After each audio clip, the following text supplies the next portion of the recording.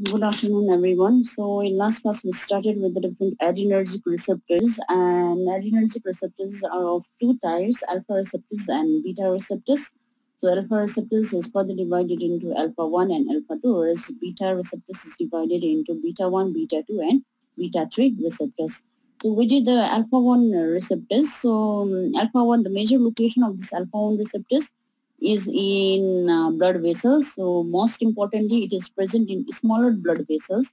And the functions it carries out is when this alpha-1 receptors is stimulated that are present in the blood vessels, there occurs the vasoconstriction. So the blood vessels is constricted. They are small in diameter of the blood vessels. So smaller diameter of this blood vessels will lead to the resistance, will cause resistance in the flow of the blood.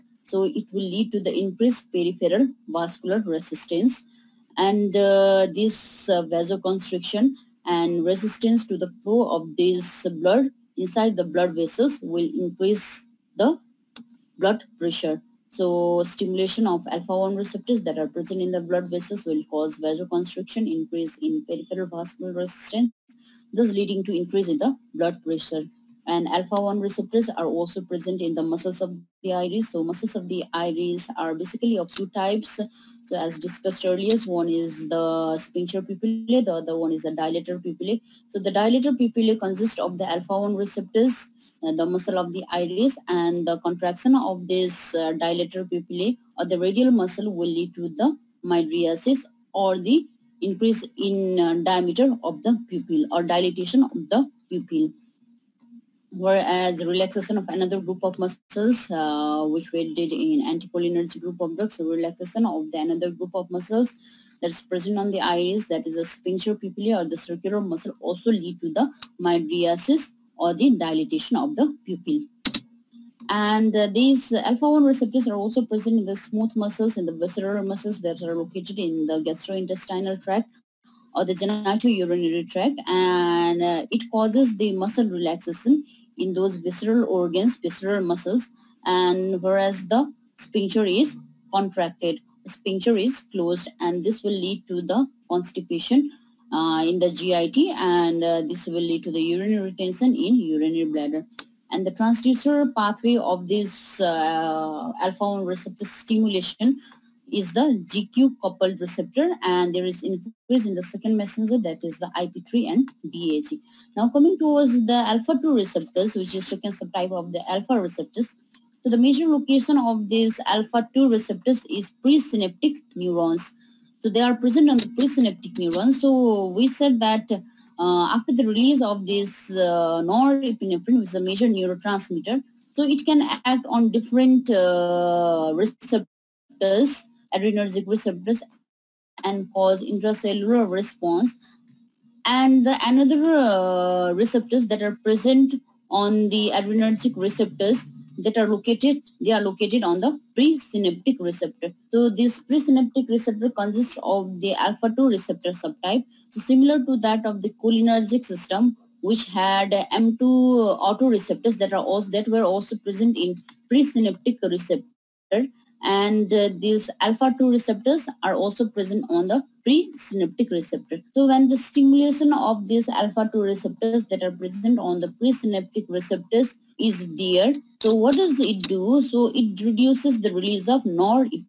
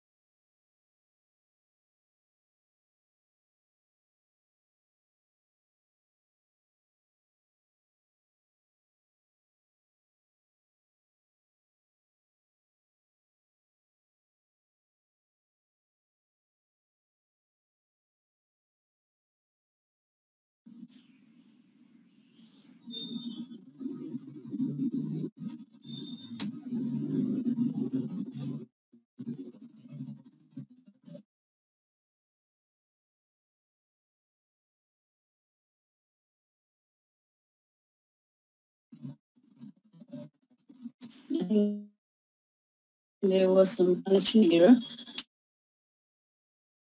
So synaptic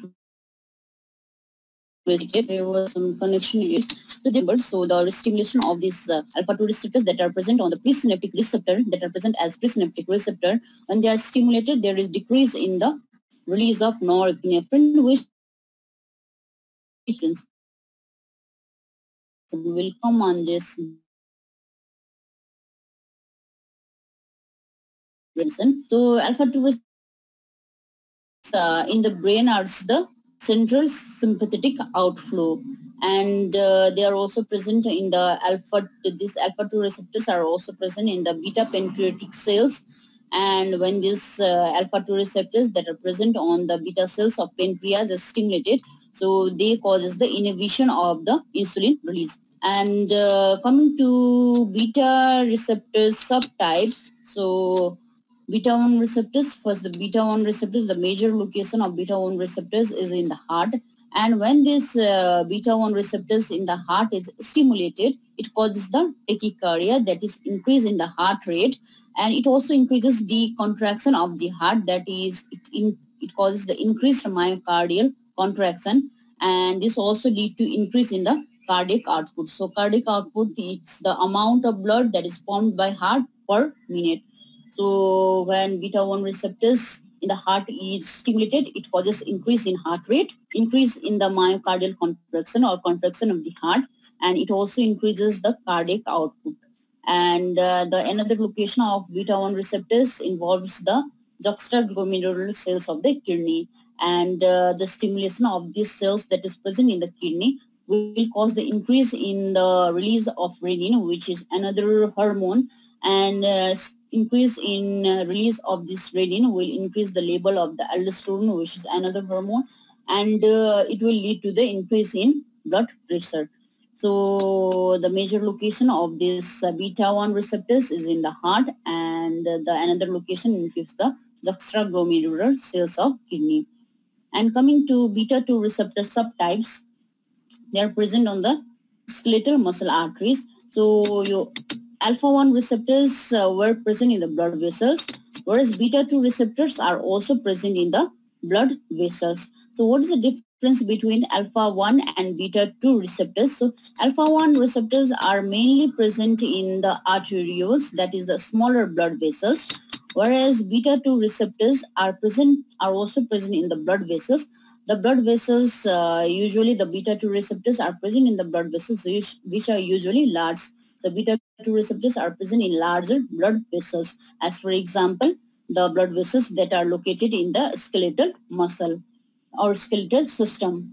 And the stimulation of this beta-2 receptors in the blood vessel will lead to the vasodilatation. So the blood vessels will be dilated, and there will be decrease in peripheral resistance. So don't get confused. So when alpha-1 receptors in the blood vessels are stimulated, and when blood vessels in the beta-2 receptors are stimulated, there occurs the opposite things. So alpha-1 receptor stimulation ले गर्दाखेरि vasoconstriction गरिराखेको थियो भने अब beta-2 receptor stimulation ले गर्दाखेरि there occurs the vasodilatation, or the blood vessels are dilated, and vasoconstriction ले there was increase in peripheral vascular resistance due to vasoconstriction due to smaller blood vessels, whereas the vasodilatation that occurs by the beta-2 receptor stimulation will decrease the peripheral vascular resistance. So suppose your vessels are dilated भइसकेपछि के हुन्छ, more of the blood will pass through that blood vessels, and so pressure will decrease. So vasodilatation भइसकेपछि, so suppose there is a vessel in which blood flow is the 500 ml. So if the same amount of blood flows by the dilated blood vessels, so pressure will be increased and there will be decreased peripheral resistance. So resistance हुँदैन because there is already the vasodilatation, and now this will lead to the decrease in blood pressure. So stimulation of alpha-1 receptors will increase the blood pressure, whereas stimulation of beta-2 receptors present on the blood vessels will decrease the blood pressure. Similarly, Beta 2 receptors are also present on the smooth muscles, and it causes the relaxation of the smooth muscles or the visceral muscles. So relaxation of the bronchioles will lead to the bronchodilation, and it also causes the uterus relaxation. And they are also present on the muscle and liver, and the stimulation of beta 2 receptors that are present on the muscle and liver will lead to the glycogenolysis. So glycogenolysis is the breakdown of glycogen to glucose. So there will be increase in glucose level, blood glucose level, and there is also increase in release of the glucagon from the liver. And the beta 3 receptors are present in adipose tissue. So although the beta 1 receptors is of three subtypes, beta 1, beta 2, and beta 3. So beta 3 does not have much clinical significance. So whereas the beta 1, beta 2 are very important, whereas beta 3 has very less clinical manifestation or the significance. And stimulation of beta 3 receptors that are present on the adipose tissue will lead to lipolysis, and this will lead to the increase in free fatty acid. And all the subtypes of beta receptors, either beta 1, beta 2, or beta 3, the transducer pathway is the same. That is the stimulation of GS pathway, and there is an increase in second messenger, that is the CAMP.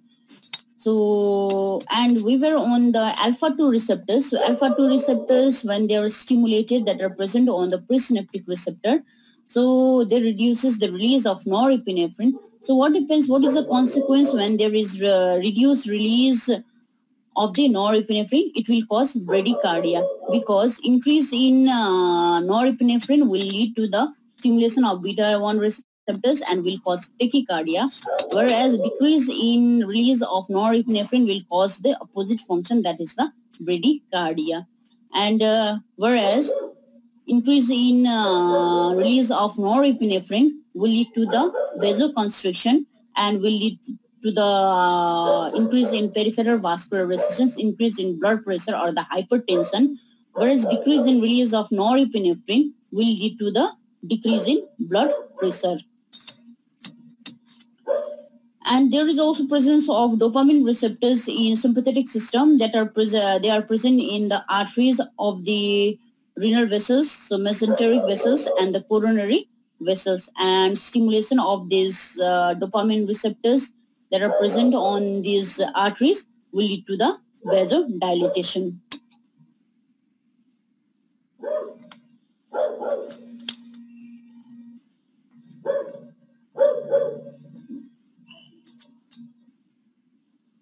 So a dog is barking over here. If there is any interruption in listening, please let me know, okay?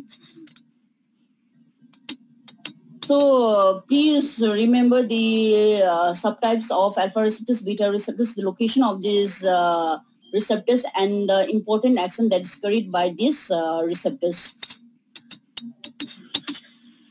So coming to the adrenal, so we are coming towards the adrenergic and anti-adrenergic drugs. So obviously these are the group of drugs that acts on the sympathetic nervous system or adrenergic nervous system. So coming to us, so first of all, we'll be doing with the adrenergic system, and later we'll be doing the anti-adrenergic system or anti-adrenergic drugs or agents. So coming with the adrenergic system, so what are the different group of drugs that fall under this sympathetic system or the adrenergic system? So the group of drugs that stimulate the adrenergic receptors, so alpha or beta receptors, are grouped into the sympathomimetics or adrenomimetics. So they are divided into directly acting drugs, indirectly acting drugs, and the mixed acting drug, which have both the indirect effect as well as the direct effect. So what are the directly acting drugs? So these are the drugs which directly stimulates the adrenergic receptors. So these are the group of drugs which directly stimulate the adrenergic receptors, that is the alpha and beta receptors. So which includes the epinephrine, norepinephrine.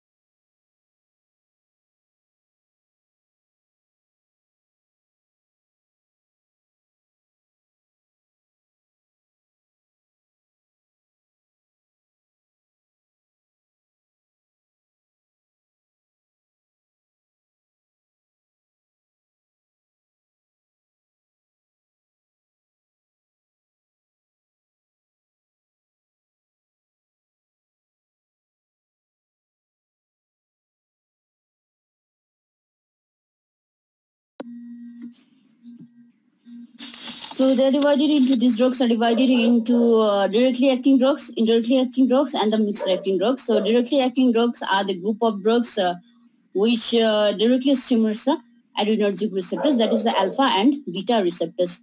Whereas the indirectly acting drugs are the group of drugs which stimulates. So indirectly acting drugs are the group of drugs which stimulates the release of stored norepinephrine from the terminal nerve endings. So these are the group of drugs.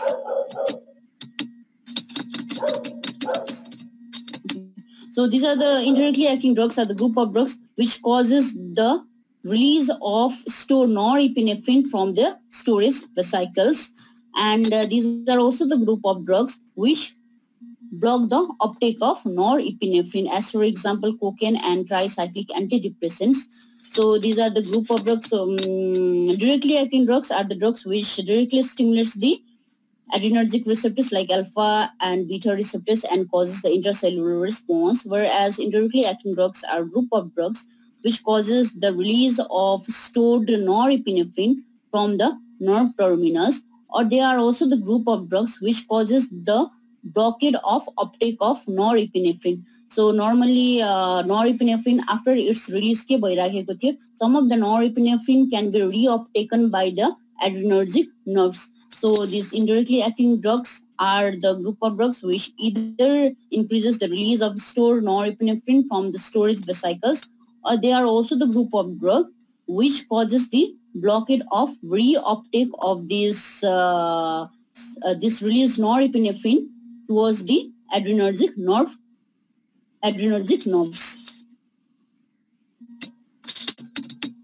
And the mixed acting drugs has both the functions, that is the direct function as the indirect function. So they can directly stimulate the receptor sites and also can cause the release of stored norepinephrine from the nerve terminus like ephedrine, pseudoephedrine, and mephentermine. And the mixed acting drugs are the group of drugs which causes the release of these norepinephrine from the storage vesicles, and now the released norepinephrine can go and stimulate the different adrenergic receptors. So coming towards the adrenergic drugs or adrenergic agents, so epinephrine is the prototype drug. So please don't get confused.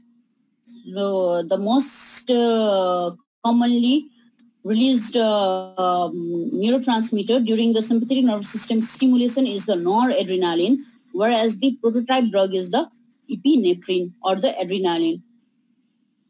So epinephrine or adrenaline is the prototype drug in the adrenergic system, whereas non-adrenaline or norepinephrine is the most commonly released neurotransmitter, most important neurotransmitter that is released during the stimulation of the adrenergic system stimulation.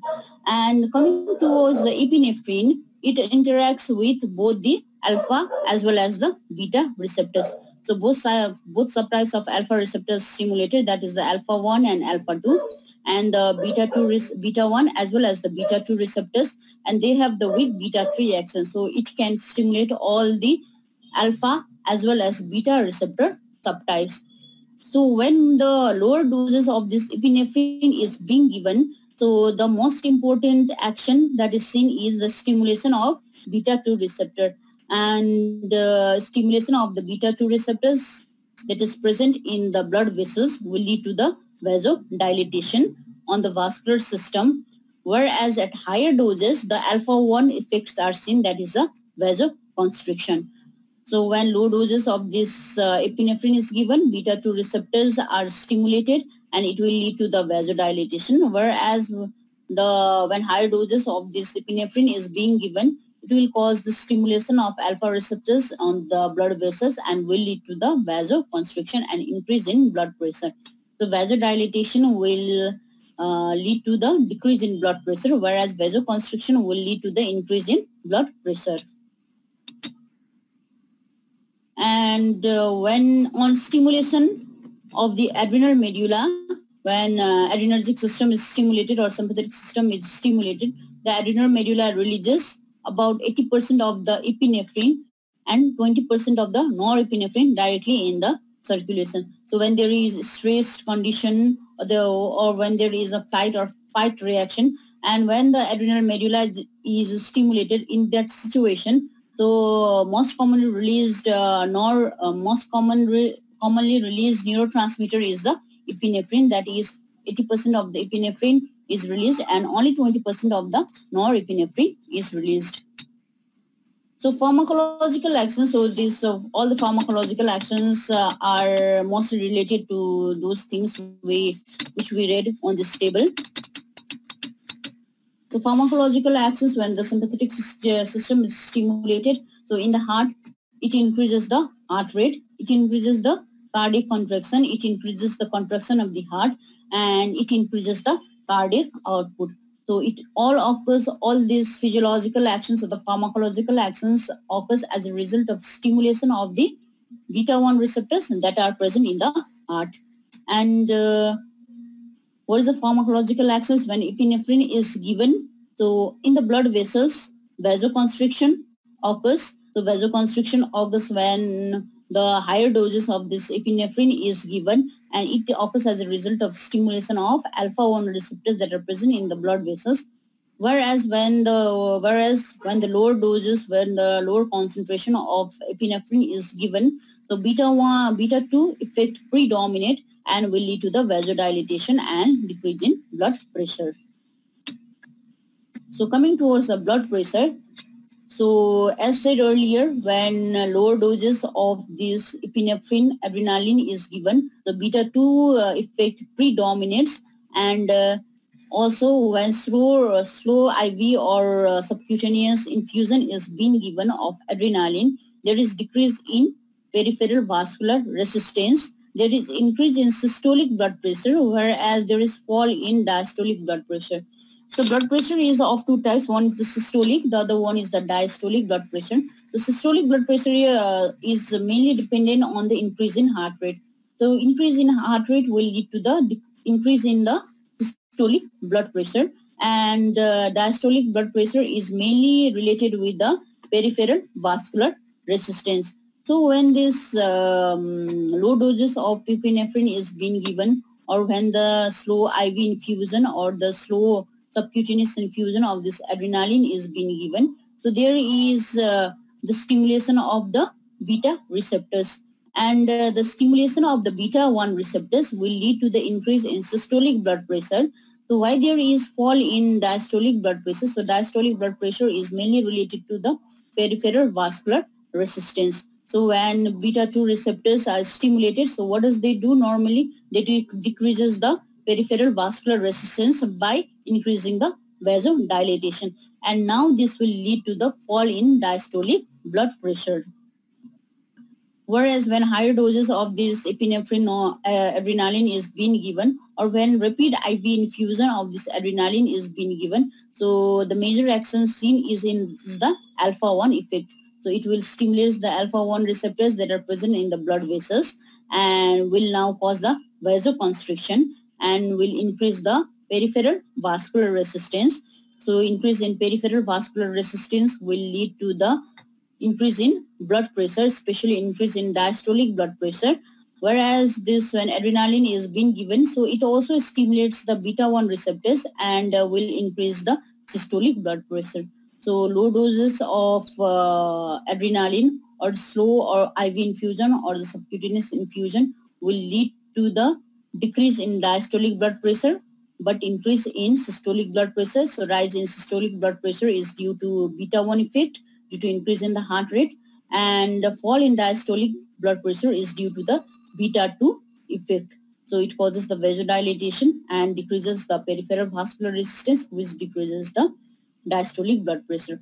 Whereas when higher doses of this adrenaline is being given or the rapid IV infusion is being given, so mainly in the blood vessels, alpha-1 receptors are stimulated, and this will lead to the increase in peripheral vascular resistance. It will cause the increase in vasoconstriction that will now increase the diastolic blood pressure, and whereas it also increases the systolic blood pressure by acting on the beta-1 receptors in the heart. In the bronchioles, it causes a powerful bronchodilation, and they are the reason this is the reason they are used in the treatment of the bronchial asthma as well as the COPD. So usually inhalation of adrenaline can be given for the treatment of the bronchial asthma and COPD, in which there is a bronchoconstriction patient. There is difficulty in breathing in the patient. So these drugs, inhalation, adrenaline, can be given because they are the powerful bronchodilator and can be helpful in the treatment of the bronchial asthma as well as the COPD. So in the eye, in the pupil, it causes the dilatation of the pupil, it causes the mydriasis, and it occurs as a result of alpha-1 effect. So alpha-1 receptors are also present in the muscle of the iris, that is the dilator pupillae or the radial muscle. So contraction of the dilator pupillae or the radial muscle will lead to the increase in diameter of the pupil, so or the dilatation of the pupil leading to the mydriasis. And in the GIT, there's relaxation of the smooth muscle and decrease in peristalsis, which is the beta-2 effect, and there is a closure or contraction of the sphincters, which is the alpha-1 effect. So all this effect will lead to the constipation. So adrenergic receptors are also present in the urinary bladder, and the muscles that is present in the urinary bladder, that is the detrusor muscle, is relaxed.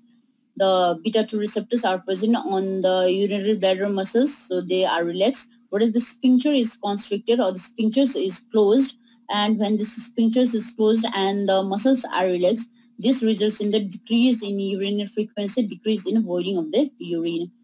And it also causes the contraction of the vas deferens and seminal vesicles. So it is due to the alpha-1 effect, and contraction of this vas deferens and seminal vesicles will lead to the ejaculation. And it causes the relaxation of the uterus, relaxation of the uterine muscles, and this is the beta-2 effect. And it causes the increase in contraction of the skeletal muscles, which is also the beta-2 effect, and that can lead to the tremors. So tremors is nothing but increase in contraction of the skeletal muscle. So coming to the metabolic effects that is caused by the adrenergic receptor stimulation, there is increase in blood glucose level, and increase in blood glucose level occurs as a result of the glycogenolysis. So glycogenolysis is the breakdown of glycogen to glucose. So there will be increased amount of the glucose in the blood, and it occurs as a result of beta-2 effect. And lipolysis also occurs, which result in the increase in free fatty acid level, and this is both the effect of beta-2 and beta-3 receptor stimulation.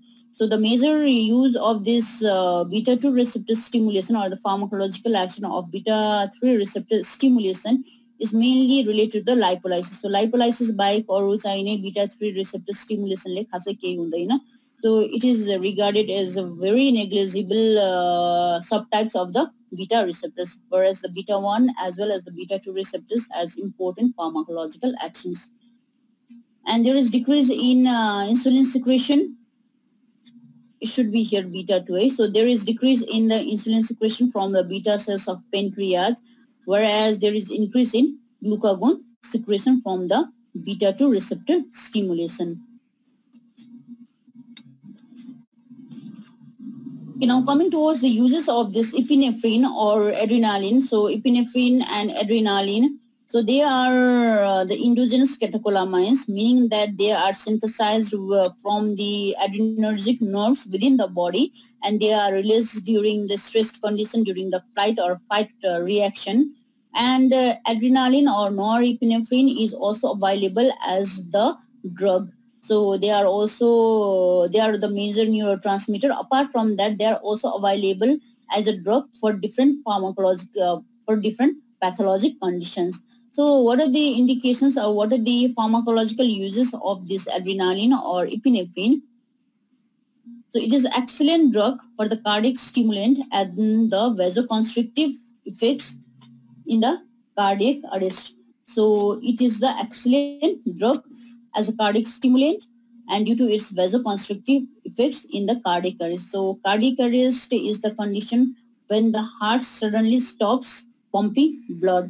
So when the heart stops suddenly to pump blood, and due to this reason, brain is starved of oxygen and patient becomes unconsciousness and he or she stops breathing. There can be different causes of this cardiac arrest, like ventricular fibrillation, similarly coronary heart disease, similarly congenital heart disease, so or electrocaution, so or the different heart valve disease. So त्यति सम्म जानु पर्दैन. So it is excellent drug for the cardiac stimulant as well as its vasoconstrictive effect in the cardiac arrest. So cardiac arrest is the condition in which the heart suddenly stops to pump blood. So suddenly stops to pump blood भनेपछि different ठाउँहरुमा चाहिँ blood जाने भएन bodyको, and the patient now becomes if the brain is starved of this oxygen and the blood supply, the patient becomes unconscious and he or she stops breathing. And due to its cardiac stimulant action, that is, it increases the heart rate, it increases the force of contraction of the heart, and it increases the cardiac output, and it also causes the vasoconstriction and increase in blood pressure. Usually cardiac arrest blood pressure or decrease भइराखेको हुन्छ. So when these alpha-1 receptors are stimulated, it causes the vasoconstriction and causes increase in blood pressure, and it also increases the cardiac output, cardiac heart rate, and it also increases the cardiac contraction. So they are excellent drug when the cardiac arrest occurs as a cardiac stimulant and also due to its vasoconstrictive effect. And another important uses of this adrenaline or epinephrine is it is added to local anesthetic. So local anesthetic are usually given to the patient while doing the local procedures like local surgical procedures like dental operation or extraction of the teeth or incision and drainage of some pus. So why they are added to local anesthetic? Because they do have the vasoconstrictive effect. So when alpha-1 receptors are stimulated, so it will have the vasoconstrictive effect. So vasoconstriction ले के गरिराखेको हुन्छ. So it causes the constriction of the blood vessels. So vasoconstriction भएपछि चाहिने smaller amount of blood flows through that vasoconstrictive blood vessels. So smaller amount of blood flow गरे भने के हुन्छ? So duration of action will be prolonged. अब त्यही blood vessels चाहिने dilated भएको भए के हुन्थ्यो त एकैचोटी ब्लड जान्थ्यो अनि त्यसपछि चाहिँ duration of action is decrease. Whereas while adding this adrenaline to the local anesthetic, so it causes the vasoconstriction of that particular blood vessel. So a small amount of blood goes towards that blood vessels, and due to this, the duration of action is prolonged because the constant amount of blood will flow to that blood vessels and duration of action will be prolonged. And when smaller amount of blood vessels flows through that vasoconstricted blood vessels, so systemic toxicity is also decreased because small amount of blood flows and toxicity also decreases. Whereas एकैचोटी blood flow गर्यो भने के हुन्छ त? So there will be increase in systemic toxicity. And they are also used as an agent to control the local bleeding, as for example epistaxis. So epistaxis is the bleeding from the nose, and this adrenaline, so pack of adrenaline usually swabbed into the gauze piece is placed into the affected nose, and due to its vasoconstrictive nature, so vasoconstriction ले गर्दाखेरि smaller amount of blood will only flow towards that blood vessels, so it will stop the bleeding. So control of local bleeding such as in epistaxis, so adrenaline soaked gauze are used. And when there is acute asthma, so in acute asthma, usually there is the bronchoconstriction and patient, there is difficulty in patient to breathe. And similarly in the anaphylactic shock, which is the most important hypersensitivity reaction and the most severe form of the hypersensitivity reaction, so different allergic manifestations can occur like angioedema, hives, or urticaria. And the blood pressure is very much decreased in anaphylactic shock, and there is also difficulty in breathing for the patient. So in all this condition, this adrenaline is the life-saving drug, because what does adrenaline do? Due to its beta-2 effect, it causes the bronchodilation. So acute asthma or anaphylactic shock, duitaiमा patient have difficulty in breathing, there is bronchoconstriction. So when adrenaline is being given, so it increases the dilatation of the bronchioles, it causes the bronchodilation. So it's very helpful in the treatment of the acute asthma as well as the anaphylactic shock. And in the anaphylactic shock in which the blood pressure has been decreased, so यो एड्रिनालिनहरु दिँदाखेरि के हुन्छ due to its vasoconstrictive nature, so it increases the blood pressure that is associated with the anaphylactic shock. So in anaphylactic shock, both the bronchodilation occur as well as there is increase in blood pressure while giving this adrenaline or the epinephrine. And it's never the route of administration of this adrenaline is not, it's never given via the oral route. It's not given for oral. Coming to the pharmacokinetics of adrenaline, so it has rapid onset of action but brief duration of action because they are rapidly degraded by its enzyme, that is MAO and COMT, and it has rapid onset of action but very brief duration of action. And most preferred route is intramuscular, and in most of the cases this adrenaline or epinephrine is given via the intramuscular route. Whereas in emergency situations, epinephrine is given via the IV route for the most rapid onset of action. And it can be also given subcutaneously and also by inhalation. As for example, the inhalation route of adrenaline is administered in case of bronchial asthma and COPD. They are rapidly metabolized by its degrading enzyme, that is the MAO, monoamine oxidase, and catechol O methyl transferase. The most important and most commonly used route of adrenaline administration is the intramuscular, whereas in emergency situation, the IV route can also be administered, and it can be also given via the subcutaneous and the inhalation route, but not by the oral route. So coming towards the adverse effect of this adrenaline or epinephrine, it causes the increase in BP. So increase in blood pressure is due to alpha-1 effect. So alpha-1 receptor is mostly stimulated when larger doses of this epinephrine is being given, or when the epinephrine is given via the rapid IV route. So it causes the increase in BP, and increase in BP occurs as a result of the vasoconstriction, increase in peripheral vascular resistance, and increase in BP may lead to the cerebral hemorrhage. So it can also cause pressure in the cerebral arteries. So increase in pressure in those cerebral arteries will lead to the cerebral hemorrhage. So this cerebral vessel will be ruptured and will lead to the cerebral hemorrhage. And the another adverse effect related to the use of this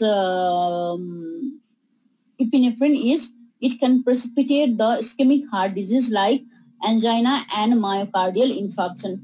So your ISD, ischemic heart disease, angina, and myocardial infarction will be very detailed in your CVS section. So I mean, early ISD, ischemic heart disease, angina, MI, or anti-adrenergic drugs like beta blockers are on the for now. So ISD, ischemic heart disease, is the condition where the ischemia of the heart cells occurs. So why does there is ischemia of the heart cells or death of the heart cells?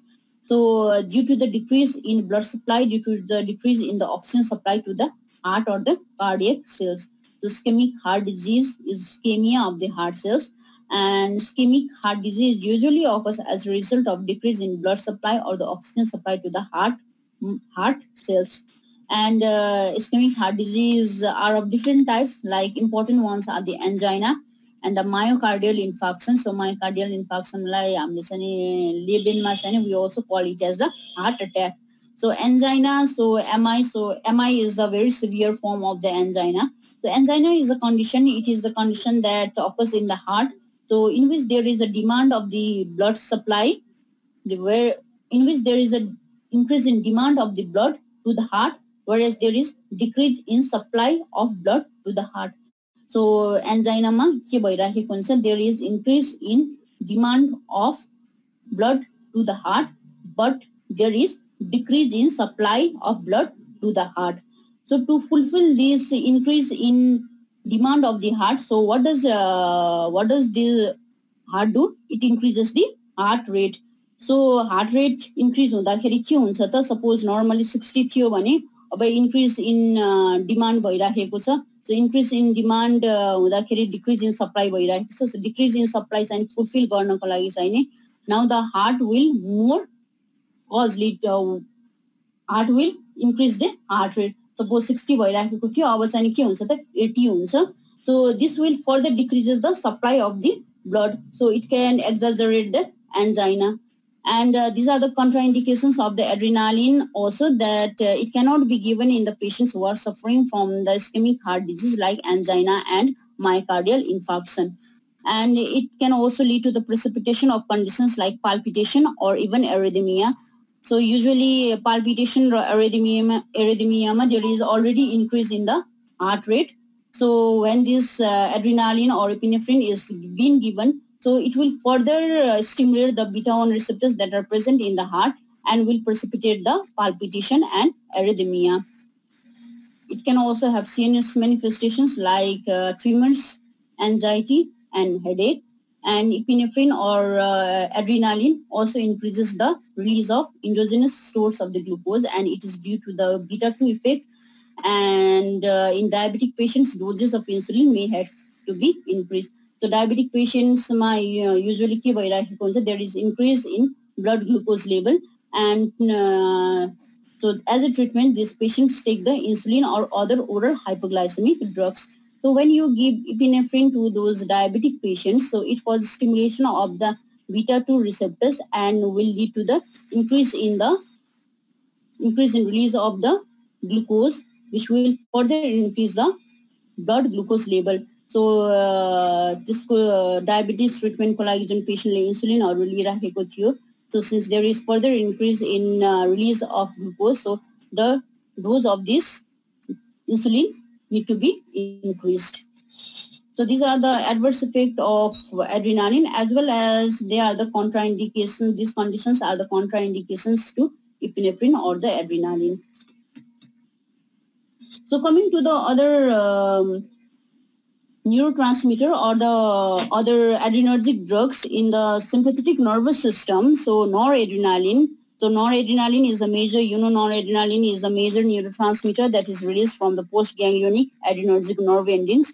And when sympathetic system is stimulated, so 80% of the noradrenaline is released, whereas the 20% of the adrenaline is released from the postganglionic adrenergic nerve endings. And similar to that of adrenaline, they are also ineffective orally, and they do have the poor subcutaneous absorption. So unlike the adrenaline, which can be given subcutaneously, this noradrenaline is not given usually via the subcutaneous route, and they are administered via the intravenous route. And similar to that of adrenaline, they are also metabolized by the MAO and COMT very rapidly. And like adrenaline, they also have the short duration of action. So what is the difference between adrenaline and non-adrenaline? So the major difference between this adrenaline and non-adrenaline is, so adrenaline is supposed to stimulate all the adrenergic receptors, that is alpha-1, alpha-2, beta-1, beta-2, as well as the beta-3 receptors, whereas non-adrenaline does not stimulate, does not activate beta-2 receptors. So it stimulates the alpha-1 receptors, alpha-2 receptors, beta-1 receptors. It does not have any role in the stimulation of beta-2 receptors. So when we talk about this beta receptors, so usually beta-1 and beta-2 receptors are taken into account. Beta-3 receptors like हामीले खासै importance दिँदैन. So non-adrenaline only stimulates alpha-1, alpha-2 and beta-1 receptors. It does not stimulate the beta-2 receptors. So it has agonistic action on the alpha-1 receptors, alpha-2 receptors, and beta-1 receptors, and more towards the alpha-1 receptors. It does not have any stimulating effect on the beta-2 receptors. So it increases the peripheral vascular resistance. So this stimulation of alpha-1 receptors increases the total peripheral resistance, whereas stimulation of beta-2 receptors will decrease in total peripheral resistance. So now it will only stimulate the alpha-1 receptors, so total peripheral resistance is increased due to vasoconstriction. It does not have role on the beta-2 receptors, so vasodilatation does not occur. So it increases both systolic as well as the diastolic blood pressure. And systolic blood pressure here is increased due to the stimulation of the beta-1 receptors, whereas diastolic blood pressure is increased due to the action on the alpha-1 receptors, which causes the vasoconstriction, increase in peripheral vascular resistance or the total peripheral resistance, and causes increase in diastolic blood pressure. And obviously, since it does not have beta-2 receptor stimulation effect, it doesn't cause vasodilatation effect, it causes more vasoconstriction than epinephrine because it only stimulates the alpha-1 receptors that are present on the blood vessels. So it causes greater vasoconstriction than that of the epinephrine. So moving towards the another neurotransmitter and also available as the drug, another adrenergic drug, so dopamine. So dopamine, dopamine is the precursor for both adrenaline as well as the noradrenaline. So for the formation, for the synthesis of adrenaline as well as non-adrenaline, so dopamine is the precursor. So it is the immediate metabolic precursor of both noradrenaline as well as the adrenaline. And the major role of this dopamine is it acts as the central neurotransmitter, and the major function of this dopamine is in the regulation of the body movement. So your Parkinsonism, in which the dopamine level is decreased, which is characterized by the tremors, rigidity of the muscles.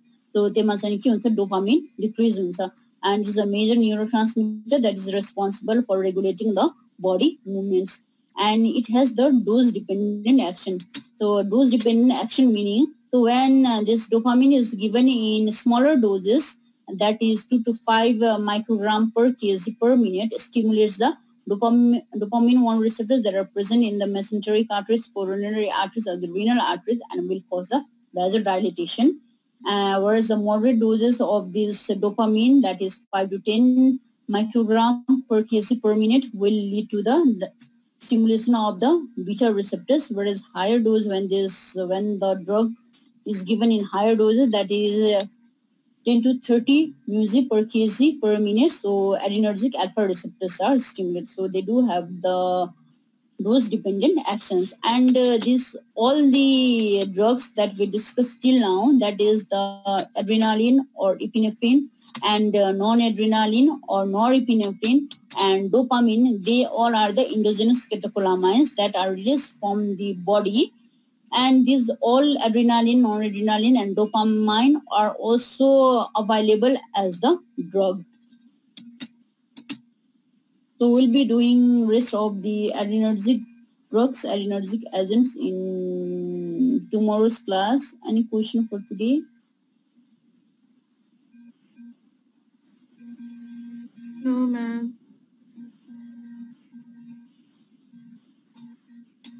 So if not, so I'll end the class for today.